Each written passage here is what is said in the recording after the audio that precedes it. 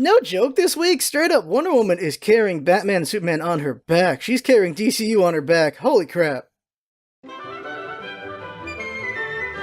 Welcome friends, Last Scarf here, and first thing up, watch Wonder Woman. Oh my god, that movie's really good. Oh my god, it's worth watching. As an action movie, it's pretty good. As a comic book movie, it's pretty good. They finally did it. Oh my god. I mean, you could like the other movies if you want, that's fine, but they were objectively not so good. Like, there were things that were great about them and things that weren't great about them. Wonder Woman, it's majority very good, and anything that's negative is really just little nitpicks here and there. Not enough to ruin it. It is a very good movie. I really liked it. And it's made me a believer in Chris Pine. If you see the review and spoiler talk, which we just put up, oh my god, Chris Pine acts the hell out of that movie. Like, I thought he was an okay actor. Now I think he's an amazing actor because I could not believe the amount of emotion he puts in that character, the amount of work he puts in there. Gal Gadot, she's not bad. She still needs work, but she's pretty good. But oh my god, Chris Pine he's amazing in every scene. Holy crap. But the action scenes are amazing. It is a movie worth watching. And it's a subject I want to talk about later with Wonder Woman. But it's a heck of a movie. Now, besides that is TAD. So, the TAD vote comes in, 7 people vote for community-chosen LP, but like 13 people or 12 people vote for Crochet QnA. So, I gotta explain this. So, look the description down below for what TAD is if you don't know what it is. But with TAD, if we raise $100 this month in June, and we get 25 uniques, what's gonna happen is, I'm going to stream, I guess, making a freaking scarf, crocheting a scarf on stream, and having a Q&A for like 2 or 3 hours. You can ask whatever the hell you want. We will see what I answer. I will be honest with you guys, for sure, of course. And I'll answer whatever. I'll give like a week's notice for it. That should be a lot of fun. And yeah, that should be very interesting doing a Q&A because we've never done a Q&A in 4 years. So that could be a lot of fun right there, and it'll go on YouTube as well. But first it'll be a stream, and you'll get a week's notice if we, of course, break the things. So help the hell out on TAD, please. Thank you. I know 24 of you have helped a lot, so thank you to you. And I hope new people help out as well. Or if you've been on the fence, to help this month for damn sure, because there's already 200 in the bank waiting there for us. We just need to break the 125 uniques to get all that money. So we'll have 300 by July if we are able to break these numbers. So hopefully we do. So good luck to all of us on that.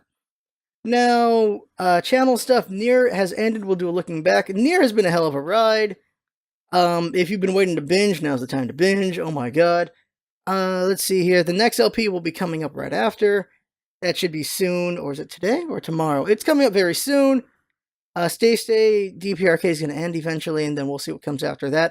FF9's almost done, and we'll see what comes after that. I want to always have at least one LP where I'm doing voices. And I'm not sure which one it's going to be, whether we replace Stay or replace what Jinx makes me play. Depending on what she makes me play, we'll see. There's nothing really to LP right now, I don't think, besides old stuff. There's nothing big. Shadow of War got pushed back to October, and I can't think of anything else right now in the immediate future. So right now, I'm not sure what the LPs will be. Maybe some just classic good stuff. I don't know. We'll have to consider what it will be, but there's still a little bit more to go before we have to make that decision. But anything Jinx requests will be RPG related or like FF or stuff like that. And we'll see what she wants me to play next, since FF9's almost done. I know she wants to eventually make me do the 13 series, which is just mean. But yeah, like all 3 of them, not just the first one, but all 3 of them, which is no, but that's gonna happen at some point. It's gonna happen at some point.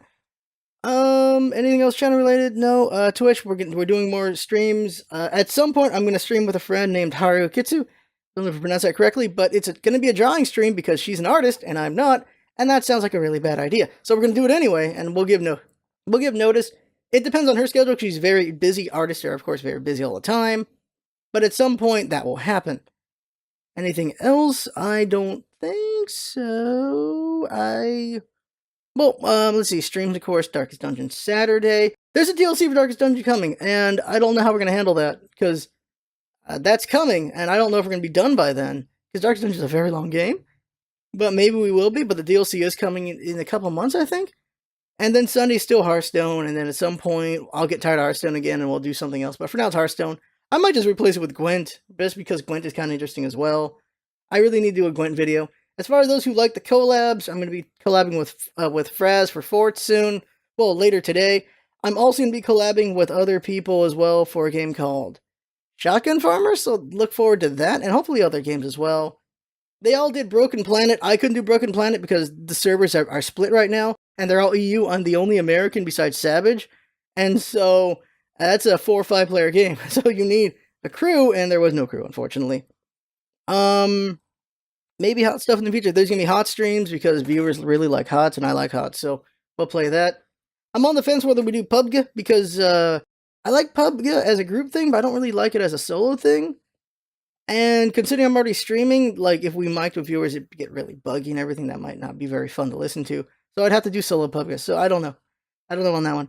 I think that's everything.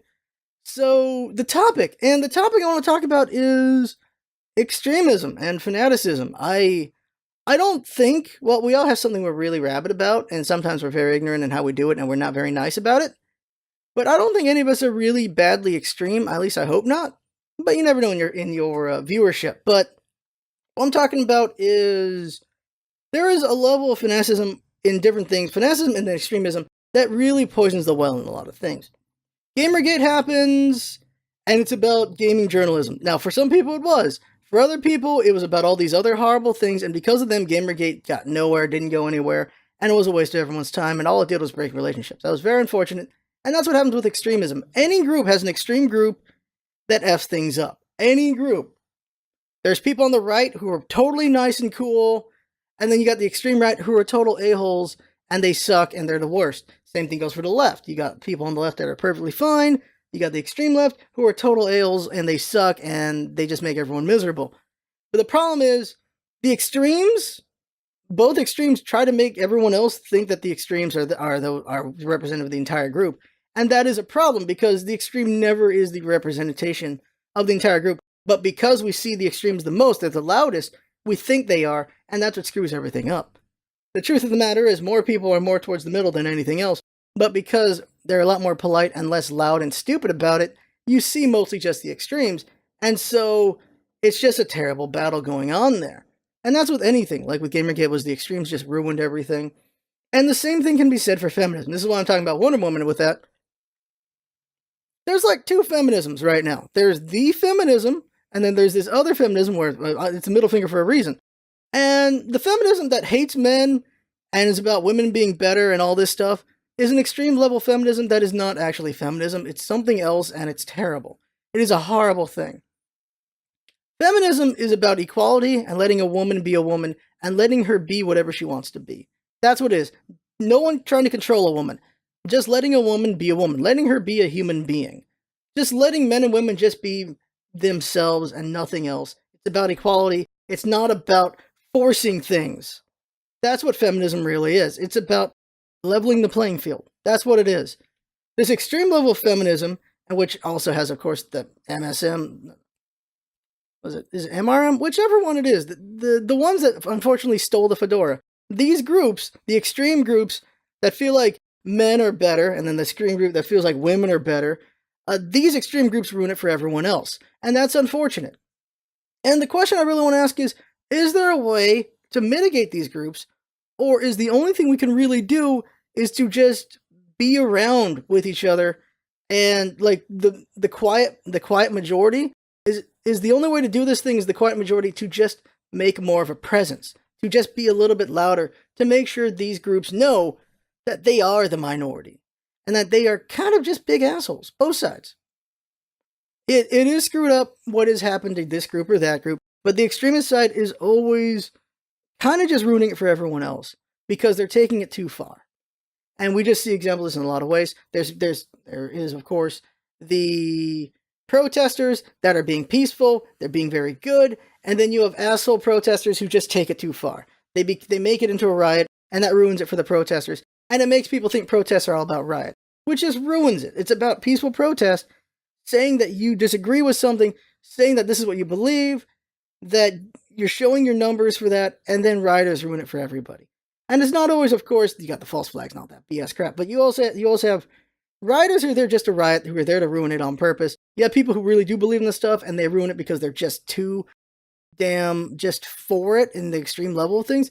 Then you have people on the other side who are creating riots to just make things even worse. And it's very unfortunate. It's a very complex thing, very gray, because there's just so many factors and different people.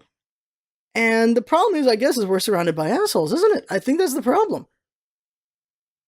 We constantly see these terrible things with just extremist groups. ISIS, of course, is an extremist group of the Muslims. That is a very terrible thing. But the thing that people forget is ISIS kills more Muslims than anyone else. That's a very, very horrible thing that happens. They kill more Muslims than anyone else. Anyone else. And by hating Muslims, instead of hating just ISIS, what you do, of course, is you're doing what ISIS wants. This is the problem, is ISIS wants people to hate Muslims, because if you hate Muslims, then those Muslims will join ISIS, because they got nowhere else to go. So this is not a good thing. To hate an innocent person for the actions of an evil person is what ISIS wants, and they're winning in that, because there's plenty of people who just hate Muslims. We saw what happened in Portland. We saw 3 people get stabbed for defending 2 Muslim girls from an extremist Christian. And that sucks. That really sucks.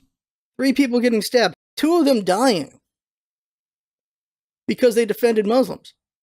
That was the right thing to do. That was 100% the right thing to do. The wrong thing, of course, was the thing in the first place. This guy yelling at these Muslims, telling them to get out, telling them to kill themselves. It's a horrible thing. It's a horrible thing what happened there. There should be none of that. We believe America is so great. Make America great again? We're going to have to after everything that's happening right now. It's terrible. We know it's terrible. We are a joke right now, and if we actually think we're not a joke, I don't know what to tell you, because we're getting made fun of everywhere. I have a lot of international friends, and they just can't stop laughing at us. They can't. I can't blame them. I really can't. I'm on the middle. I'm like, there's things that work here, and there's things that work there, and there's no other party to do it. This is probably one of the failings of our two-party system, is the people in the middle feel like they have to choose a side. Some people will vote third party, but unless a lot of people vote third party, it just doesn't matter. And so it's kind of difficult. Of course, Parliament has its own problems. You look at the UK, you look at the mess of the Parliament there, and it's better in some ways and no better in other ways. And so there's no perfect government system, and there's just a lot of problems, and I don't know. You want to believe sane people will win out, but are we doing that right now? It feels like the GOP is being very petty and is just not doing the right thing, and there's just so many lies going on. It's very unfortunate. Democrats are not sinless, though. There's a lot of crap going with the Democrats as well. Right now, I don't like either party. Democrat is very lame duck. In a lot of ways, there's some strength in there. Same thing goes for Republicans. There's a lot of just things that they're doing very terrible. There's a couple things they're doing right. Like, the infighting that's happened in the GOP a little bit, I'm happy with that, because of the fact that there are people who are actually showing value. They're showing that they will not just do these things, but they still bent eventually on some things as well. So it's very unfortunate, and it's going to come down to midterm elections. But the reason why I brought up extremism and feminism and Wonder Woman is because I have viewers telling me their parents aren't going to let them see Wonder Woman because of feminism. I talk about this in the movie review, but there's no feminist agenda in this freaking movie. There's none. She just happens to be a strong woman. This movie, the only thing that gets talked about is they talk about getting the vote, because at this time the women didn't have the vote. They talk about, of course, the generals and everything. Like, what's a woman doing here? And that's about it. Also, because she was dressed as a warrior, they have her wear a dress and stuff, just look more conservative. Aside from those things, nothing else matters when it comes to her gender. That's it. That's it. When Steve Trevor ends up on the island, of course, like, hey, there's a guy. We've never seen a guy before. But they never say he's a weaker male. They never say women are stronger. They never do any of that. We just see these badass Amazons be badass. And when things go down, you get to see how badass those Amazons are. But Steve Trevor helps. And so he's fighting with them. And we just the entire time we see men and women fighting together when it comes to Wonder Woman and Steve Trevor and her allies in this movie. And so we see, if you want to say feminist agenda, though it isn't, equality. We see a man and a woman both fighting and fighting for what they believe in, saving the day. That's what we see in this movie. There's no feminist agenda. There's no man-hating in this freaking movie. There's none of that. There's none of that extremism. It is just a solid movie, very well acted. And so I just take issue with the fact that people are not going to see this movie because of feminism for some weird reason. And that's the problem, is we cut ourselves off from so many amazing things because we allowed the extremists to make us hate something or not want to engage in something. And that's the problem. The extreme left and the extreme right have made it that it's really hard to talk about anything. And it's not just them, it's extreme in anything. Extreme in Gamergate was the same thing. It was difficult to talk about any conversation in gaming in general because of freaking Gamergate. You just couldn't talk about it. And this is what just extremism does. I want to talk about fanaticism with like Steven Universe in any game with any show that has ships and all that. People with their OTPs take it a little too far, but that could be its own conversation. It's horrible what's happening there. But it's the same thing. Extremism. You can be extremely for something, but I think what's important at the end of the day, I guess the message is, check yourself a little bit on that. Realize you might be closing yourself off from something because of just some unreasonable hatred or some unreasonable love. You really like something so much you won't like something else. It's like the console wars as well. DC and Marvel wars as well, the comic wars. You like something so much you hate everything else for some stupid reason, instead of expanding your world and seeing everything. You can read Marvel and DC and Image and all the other comics. Why not? Valiant? Vertigo? Isn't it? Yeah, Vertigo. It's like, come on. Aspen Comics. There's a lot of different comics. A lot of different consoles. You don't need to close yourself off. You don't need to pick a team. You've never had to pick a team. Ever. That's the thing when you think about it. Why do you gotta pick a team? Let's just have fun, man. And lady mans? Like, the lady man's gonna like, what can you say with man? Girl? Come on, let's have fun, girl. I don't know. Because lady or woman just... woman, of course, just saying woman has its own negatives to it. Words get negativity because of dumb things. But the through line of the whole thing is what I've already said. Just don't let extremism ruin you, I guess. Because it's done it plenty of times.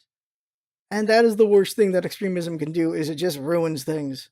And we can't let that happen. We can't allow that. We should, as the silent majority, just find some way to give our presence better. I don't know how. Maybe just talking more. But the problem, of course, is you get shouted down so often. I don't know. No one likes getting shouted down. No one likes dealing with extremists. No one likes dealing with idiots. And so it's really hard. It's pretty damn difficult. So I don't know. But stick in it. Stay in there, I guess. Stick with it and hang tough.